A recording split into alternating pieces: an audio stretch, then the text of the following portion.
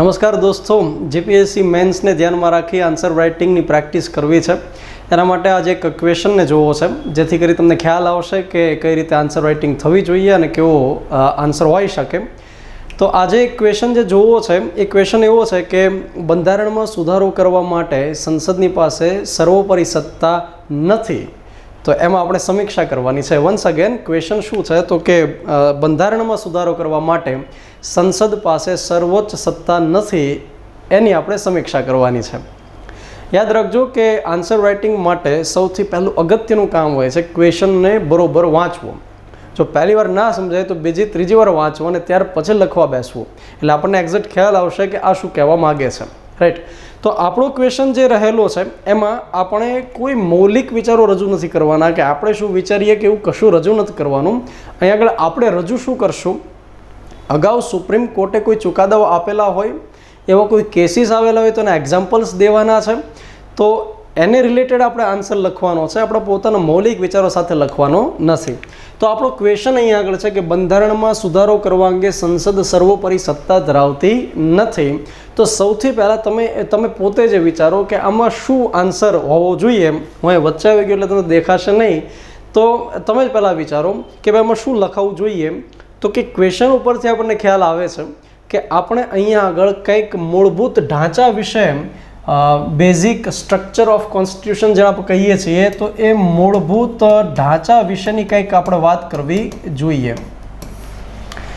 બંધારણના મૂળભૂત ઢાંચાની જો વાત આવતી હોય તો કેટલાક કેસીસ આપણને ચોક્કસ યાદ આવવા જોઈએ. એમાં તો ફેમસ અમુક કેસીસ છે, જેમ કે કેશવાનંદ ભારતી કેસ હોય, ગોલકનાથ કેસ હોય, શંકરી પ્રસાદનો કેસ હોય, સજ્જન સિંઘ વિરુદ્ધ રાજસ્થાનનો કેસ હોય, મિનર્વા મિલ્સ કેસ હોય. તો આ બધા કેસીસ આપણને ખ્યાલ હોવા જોઈએ. એક્ઝેક્ટ ડિટેલ્સ આપણને ખ્યાલ નહીં હોય ને તો મિત્રો ચાલશે, પણ એમના ચુકાદાઓ કે એને લગતા અમુક ફેક્ટ્સ આપણને જો ખ્યાલ હશે તો પૂરતા માર્ક્સ આપણને મળી રહેશે. રાઈટ. તો આપણા આન્સરનું ફોકસ કોની ઉપર હશે તો કે સાહેબ આ મૂળભૂત ઢાંચાની ઉપર હશે અને અમુક પ્રકારના કેસીસના ઉદાહરણ ઉપર હશે. રાઈટ. તો પહેલાં તમારે આ એક ડિસાઇડ કરી લેવું પડશે. હવે આપણે આન્સરની શરૂઆત કઈ રીતે કરવી તો એ જોઈએ કે ભાઈ બંધારણની અંદર અનુચ્છેદ નંબર 368માં બંધારણમાં સુધારો કેમ કરાય એની પદ્ધતિનું વર્ણન કરવામાં આવ્યું છે. યાદ રાખજો કે સુપ્રીમ કોર્ટે પોતે સ્પષ્ટપણે કીધેલું છે કે 368 સંસદને બંધારણમાં સુધારો કરવાની સત્તા નથી આપતું, માત્ર પદ્ધતિ રજૂ કરે છે. સંસદને સત્તા ક્યાંથી મળે તો કે અનુચ્છેદ 245, 248, 246 એમાંથી સત્તા મળે છે. રાઈટ. તો 368માં સંસદ 368 પ્રમાણે સંસદ સુધારાઓ કરી શકશે, પરંતુ બંધારણના તમામ ભાગમાં સુધારાઓ કરી શકશે જી નહીં, બિલકુલ નહીં. એ મૂળભૂત ઢાંચાને અસર કરે અથવા એને નેગેટિવ અસર કરે એવા કોઈ પણ ભાગને સુધારી શકશે નહીં કે એવા ભાગને રદ કરી શકશે નહીં. તો આવું સુપ્રીમ કોર્ટે અગાઉ કીધેલું છે. સંસદ જે કંઈ સુધારાઓ કરશે એને સુપ્રીમ કોર્ટ ચકાસશે, બિલોરી કાચ લઈને જોશે કે ભાઈ આ સુધારો જે કર્યો એ બંધારણના માળખામાં રહીને કર્યો, એની લિમિટેશનમાં રહીને કર્યો કે એની બહાર જાય છે. જો સુપ્રીમ કોર્ટને એવું લાગશે કે આ સુધારો ગેરબંધારણીય છે તો એને તરત જ રદ કરી દેવામાં આવશે. તો આની ચર્ચા આપણે આ ટોપિકની અંદર કરી લીધી. ઓકે.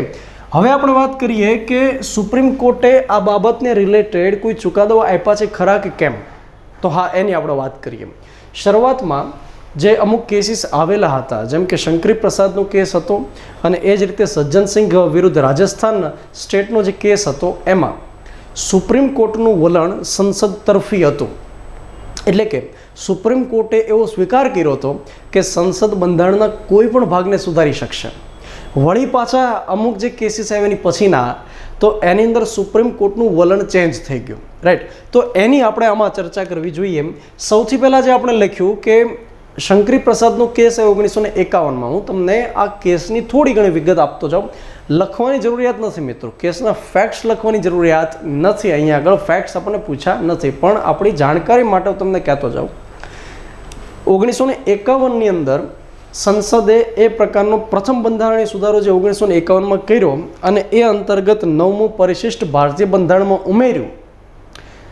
તો એણે ઘણો બધો વિવાદ આગળ જતા સર્જ્યો. 9મું પરિશિષ્ટ એવું કહેતું હતું કે એમાં જમીનદારી પ્રથાને નાબૂદ કરતા 13 જેટલા કાયદાઓ નાખવામાં આવ્યા 9મા પરિશિષ્ટમાં. અને સાથે સાથે એક અનુચ્છેદ ઉમેરી દીધો 31B નંબરનો. 31B નંબરની અંદર કહેવામાં આવ્યું કે આ 9મા પરિશિષ્ટમાં જે કાયદાઓ નાખવામાં આવશે એ કાયદાઓને દેશની કોઈ પણ કોર્ટમાં પડકારી શકાશે નહીં. તો આ તો એક જાદુઈ પરિશિષ્ટ થઈ ગયું કે એની અંદર જે કોઈ કાયદો નાખવામાં આવે એને સુપ્રીમ કોર્ટમાં, હાઈકોર્ટમાં કોઈ અદાલતમાં પડકારવાનો નહીં. તો આ તો કેમ બને? તો 9મું પરિશિષ્ટ જે ઉમેર્યું, 31Bની જે જોગવાઈ કરી, જમીનદારી પ્રથાને નાબૂદ કરવાની જે વાત કરી, તો એના કારણે શંકરી પ્રસાદે એ બાબતને સુપ્રીમ કોર્ટમાં પડકારી અને કીધું કે ભાઈ આના કારણે મિલકતનો અધિકાર છીનવાય છે. યાદ રાખો કે એ સમયે મૂળભૂત અધિકારમાં મિલકતનો અધિકાર હતો, રાઈટ? તો આ કેસની અંદર સુપ્રીમ કોર્ટે એવું કહી દીધું કે ભાઈ નહીં, એવું નહીં ચાલે, સંસદ પોતાની રીતે કાયદાઓ બનાવી શકશે અને બંધારણમાં ફેરફાર કરી શકશે. ત્યાર પછીનો જે કેસ આવ્યો સજ્જનસિંઘ વિરુદ્ધ રાજસ્થાન રાજ્ય કેસ, તો આ કેસના થોડાક ફેક્ટ્સ હું તમને કહી દઉં. સજ્જનસિંઘ શું હતા? તો કે પીએસઆઈ હતા, રાઈટ? 1948ની અંદર રાજસ્થાનમાં જયપુર રેન્જના એક જે આઈજી હતા, ઇન્સ્પેક્ટર જનરલ ઓફ પોલીસ, એમણે એમની પીએસઆઈ તરીકે એપોઇન્ટમેન્ટ કરી. એ સમયે કદાચ એ રીતે એપોઇન્ટમેન્ટથી થઈ શકતું હશે. હવે શું થયું તો કે સજ્જનસિંઘ સામે કેટલાક ગેરવર્તણૂકના કેસીસ આવ્યા, લાંચ રૂશ્વત સંબંધી કંઈક કેસીસ આવ્યા હશે. તો આઈજીથી નીચેની રેન્જના જે ડીઆઈજી હતા એમણે એમને સસ્પેન્ડ કરી દીધા અને નોકરીમાંથી દૂર કરી દીધા.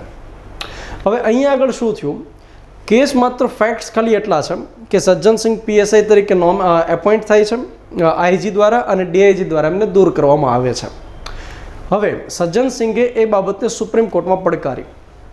સુપ્રીમ કોર્ટમાં એમણે કીધું કે મારી સાથે બે બાબતને લઈને અન્યાય થયો છે. નંબર 1 કે મને મારો બચાવ કરવાની તક ન આપી અને એમને દૂર કરી નાખ્યો. અને બીજી બાબત એ રજૂ કરી કે ભારતીય બંધારણના અનુચ્છેદ 311ની અંદર લખવામાં આવ્યું છે કે જે વ્યક્તિ દ્વારા, જે અધિકારી દ્વારા કોઈ અધિકારીની નિમણૂક કરવામાં આવશે તો એ અધિકારી અથવા એની ઉપરના અધિકારી દ્વારા જ એને દૂર કરી શકાય, એનાથી નીચેની કક્ષાના અધિકારી દ્વારા દૂર કરી શકાય નહીં. કે મને આઈજી દ્વારા એપોઇન્ટ કર્યો તો મને ડીઆઈજી દૂર ન કરી શકવા જોઈએ, આ પ્રકારની રજૂઆત ત્યાં આગળ કરવામાં આવેલી હતી. પરંતુ આ કેસમાં પણ સુપ્રીમ કોર્ટનું વલણ શું હતું તો કે એ સંસદ તરફી વધુ રહ્યું હતું, કેમ કે આગળ જતાં સંસદે એક બંધારણમાં ફેરફાર પણ કર્યો હતો કે જ્યારે અનુચ્છેદ 311માં ફેરફાર કર્યો હતો કે જ્યારે કોઈ વ્યક્તિને ગેરવર્તણૂક બદલ તપાસ કરવામાં આવશે અને એને દૂર કરી દેવામાં આવશે તો એ વ્યક્તિ એવું નહીં કહી શકે કે મને વાજબી કારણ, મને વાજબી તક નહોતી આપીને મને દૂર કરી દીધો. તો આ પ્રકારનો ફેરફાર 311માં કર્યો હતો. તો સુપ્રીમ કોર્ટે એ 311ના ફેરફારને પણ વેલિડ ગણાવ્યો હતો. તો બે કેસની અંદર સુપ્રીમ કોર્ટનું વલણ સંસદ તરફી હતું, પરંતુ એની પછીના જે કેસીસ આવ્યા એમાં ઉપરના ચુકાદાઓથી થોડું ભિન્ન એવા ચુકાદાઓ આપવામાં આવ્યા. 1965 પછી જે કેસ એક આવ્યો ગોલકનાથ વિરુદ્ધ પંજાબ રાજ્ય કેસ, બે ભાઈઓ હતા, એક હેનરી અને બીજો તો વિલિયમ ગોલકનાથ. હવે આ બંને ભાઈઓની પાસે 500 એકરથી વધુ જમીન હતી. હવે શું થયું તો કે પંજાબ સ્ટેટે એક કાયદો બનાવ્યો, Punjab securities and land tenures act, અને એ કાયદા અંતર્ગત જેની પાસે વધારાની જમીનો હોય એને લઈ લેવામાં આવતી હતી. હવે આ બંને ભાઈઓ પાસેથી જમીનો લઈ લીધી અને બંને ભાઈઓને 30-30 એકર જમીન આપી દીધી. થોડી ઘણી ત્યાંના જે અમુક ખેડૂતો હતા, નાના ખેડૂતો, એમને આપી અને બાકીની વધારાની જાહેર કરી. એટલે આ બંને ભાઈઓને દુઃખ લાગી ગયું. દુઃખ તો લાગે, ઓબ્વિયસ છે, 500 એકરથી જમીન હોય, 30-30 એકર આપી દીધી હોય.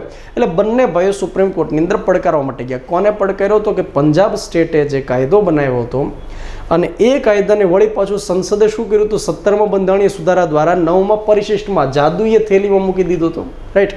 તો અહીંયા આગળ ગોલકનાથ વિરુદ્ધ પંજાબ રાજ્ય કેસના ચુકાદામાં સુપ્રીમ કોર્ટે શું કીધું? સુપ્રીમ કોર્ટે એવું કીધું કે સંસદની પાસે મૂળભૂત અધિકારોને ચેન્જ કરવાની, એમાં ફેરફાર કરવાની સત્તા બિલકુલ નથી. એટલે કે મૂળભૂત અધિકારોમાં ફેરફાર થવો જોઈએ નહીં. આપણે યાદ રાખીએ કે તમે લોકોએ અગાઉ તૈયારી કરી હશે, એટલે અનુચ્છેદ 13(2) આપણને શું કહે છે તો કે એવો કોઈ પણ કાયદો હશે જે મૂળભૂત અધિકારમાં ઘટાડો કરશે અથવા રદ કરશે, એ કાયદાને રદ ગણવામાં આવશે. આવું 13(2) કહે છે. એટલે સુપ્રીમ કોર્ટે આ કેસની અંદર, કેસના ચુકાદામાં એવું કીધું કે બંધારણીય સુધારો જે કરવામાં આવે એ 13(2) અંતર્ગત એક પ્રકારનો કાયદો જ છે અને એટલા માટે એવો બંધારણીય સુધારો વેલિડ ગણવામાં આવશે નહીં. તો આ પ્રકારે ગોલકનાથની અંદર સુપ્રીમ કોર્ટે સ્પષ્ટતા કરી દીધી. ત્યાર પછી કેશવાનંદ ભારતી કેસ. આ કેશવાનંદ ભારતી કેસ છે એ ભારતીય કાયદાકીય ઇતિહાસની અંદર કે બંધારણીય ઇતિહાસની અંદર ખૂબ બહુ બધું મહત્ત્વ ધરાવે છે અને જેણે મૂળભૂત ઢાંચાનો સિદ્ધાંતને વધુ ડેવલપ કર્યો એવો આ જે કેસ હતો. તો આ કેશવાનંદ ભારતીની કેસની અંદર ફેક્ટ્સ શું છે તો કે કેશવાનંદ ભારતી કેરળની અંદર એક એડિયાર મઠ છે તો એના ગાદીપતિ હતા. રાઈટ. હવે કેરળ રાજ્ય જમીનદારી પ્રથાને નાબૂદ કરતા 2 કાયદાઓ બનાવ્યા.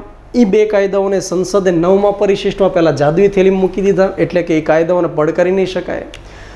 હવે એ કાયદાઓ અંતર્ગત કેશવાનંદ ભારતીના મઠની કેટલીક જમીન સરકારે સંપાદિત કરી અને એટલા માટે એ બાબતને કેશવાનંદ ભારતી વતી જાણીતા ન્યાયવિદ કાયદાવિદ એવા નાની પાલખીવાલાએ સુપ્રીમ કોર્ટની અંદર પડકાર્યો. અહીંયા આગળ કઈ મેટર શું હતી તો કે મિલકતના અધિકારનો ભંગ થતો હતો. રાઈટ.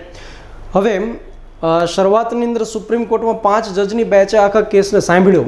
જરૂર જણાય એટલે શું થયું હતું કે એને અત્યાર સુધીની સૌથી મોટી બેચ એવી 13 જજની બેચને સોંપવામાં આવ્યો અને 13 જજની બેચે ત્યાં આગળ બહુમતી સાથે એવો ડિસિઝન લીધો અને એ સમયે જે તત્કાલીન મુખ્ય ન્યાયમૂર્તિ તો સિકરી સાહેબ હતા. તો એ સિકરી સાહેબ જે રિટાયર્ડ થવાના હતા ને 1 દિવસ અગાઉ એટલે 24 એપ્રિલ 1973ના દિવસે ચુકાદો આપ્યો, ઐતિહાસિક ચુકાદો આપ્યો અને એમાં કીધું કે સંસદ બંધારણના કોઈ પણ ભાગમાં ફેરફાર કરી શકશે. ગોલકનાથ કેસમાં શું કીધું હતું કે સંસદ કોઈ પણ ભાગમાં ફેરફાર નહીં કરી શકશે. અહીંયા થોડો અલગ ચુકાદો આપ્યો કે સંસદ બંધારણના કોઈ પણ ભાગમાં ફેરફાર કરી શકશે પણ મૂળભૂત ઢાંચાને અસર પહોંચવી જોઈએ નહીં. યાદ રાખો કે મૂળભૂત ઢાંચો કોને કહેવાય એ બંધારણમાં ડિફાઇન કરેલું નથી. સુપ્રીમ કોર્ટે અલગ અલગ કેસના ચુકાદાઓમાં કીધેલું છે કે આને મૂળભૂત ઢાંચો કહેશું, જેમ કે મૂળભૂત અધિકારો હોય, રાષ્ટ્રપતિનું પદ હોય, ચૂંટણી સંબંધી બાબતો હોય તો વગેરે વગેરે ઘણી બધું આખું લિસ્ટ છે આનું. તો અહીંયા આગળ સુપ્રીમ કોર્ટે કીધું કે મૂળભૂત ઢાંચો છે એને અસર થવી જોઈએ નહીં, એ રીતે સંસદ બંધારણના કોઈ પણ ભાગમાં સુધારો કરી શકશે. તો અહીંયા આગળ આપણે એ બાબતને એક રજૂ કરવાની છે. રાઈટ. અહીંયા કીધું શું કે બંધારણમાં સુધારો કરવા અંગે સંસદ સર્વોપરી સત્તા નથી, તો સુપ્રીમ કોર્ટે એ કીધું. ત્યાર પછી મિનર્વા મિલ્સ કેસ જે સામે આવેલો હતો તો એ કેસના ફેક્ટ્સ પહેલાં હું તમને કહી દઉં કે મિનર્વા મિલ એક કર્ણાટકની અંદર આવેલી એક મિલ હતી અને સરકારે શું કર્યું તો 1974ના એક કાયદા અંતર્ગત કે જે મિલની અંદર ગેરવહીવટ થતો હોય અથવા અવ્યવસ્થિત વહીવટ હોય, જે નફાનું પ્રમાણ ઘટી ગયું હોય કે વગેરે, તો એવા કારણોસર એ મિલનું રાષ્ટ્રીયકરણ કરી દેવામાં આવતું હતું. તો એ મિનર્વા મિલ્સનું પણ શું કર્યું, રાષ્ટ્રીયકરણ કરી દીધું સરકારે કે ભાઈ આ હવે સરકારનો વહીવટ સંભાળી લેશે, તમારો વહીવટ કરવાની જરૂરિયાત નથી. અને મિત્રો આ મિનર્વા મિલ એટલે જ્યાં નંદન નીલેકની જે ઇન્ફોસિસના કો ફાઉન્ડર હતા એમના પિતાશ્રી પણ ત્યાં આગળ કામ કરતા હતા. તો મિનર્વા મિલના જે માલિકો હતા એમણે બાબતને સુપ્રીમ કોર્ટમાં પડકારીને અગેન નાની પાલખીવાલા છે એમણે એમની વાત ત્યાં આગળ રજૂ કરેલી હતી સુપ્રીમ કોર્ટમાં. તો મિનર્વા મિલ્સ કેસમાં પણ સુપ્રીમ કોર્ટનો એ જ ચુકાદો રહ્યો કે સંસદ પોતાની રીતે મન ફાવે તેમ બંધારણમાં સુધારો નહીં કરી શકે, મૂળભૂત ઢાંચો જળવાઈ રહેવો જરૂરી છે. તો આ પ્રકારની વિગતો આપણે અહીંયા આગળ રજૂ કરવી પડશે. ત્યાર પછી જો આપણે કેટલાક ઉદાહરણો જાણતા હોઈએ કે જેની અંદર બંધારણ સંસદે સુધારો કર્યો હોય બંધારણમાં અને સુપ્રીમ કોર્ટે રદ જાહેર કર્યો હોય એવા જો ઉદાહરણો આપણે જાણતા હોઈએ તો સારા માર્ક્સ મળવાની શક્યતા વધી જાય. દાખલા તરીકે એનજેક આપણને સૌને યાદ હશે, નેશનલ જ્યુડિશરી એપોઇન્ટમેન્ટ કમિશન, એટલે કે સુપ્રીમ કોર્ટ અને હાઈકોર્ટની અંદર જજની નિમણૂક કરવા માટે જે એક રાષ્ટ્રીય ન્યાયિક નિમણૂક પંચની રચના કરેલી તે 99મો બંધારણીય સુધારો સુપ્રીમ કોર્ટે 2015માં રદ કર્યો. શા માટે તો કે સુપ્રીમ કોર્ટે કીધું કે આ ગેરબંધારણીય છે. ભાઈ, ન્યાયતંત્ર અને કારોબારી હંમેશા સ્વતંત્ર રહેવા જોઈએ, આ સિદ્ધાંત છે ભારતીય બંધારણનો. તો અહીંયા આગળ એનજેકની અંદર તમે કાયદા મંત્રી લઈ આવ્યા છો જજની એપોઇન્ટમેન્ટ માટે, તમે બાકીના 2 નિષ્ણાત વ્યક્તિ જે વડાપ્રધાન ડિસાઇડ કરશે, વિરોધ પક્ષના નેતા ડિસાઇડ કરશે. એટલે ઇન શોર્ટ કે એનજેકને જે રદ કર્યો આપણે આગળ ચોક્કસથી ઉદાહરણ લખી શકીએ. એ જ રીતે ઇન્દિરાબેન ગાંધીના સમયની અંદર બંધારણીય સુધારાઓ થયા હતા. એક 39મો બંધારણીય સુધારો, એક 41મો બંધારણીય સુધારો.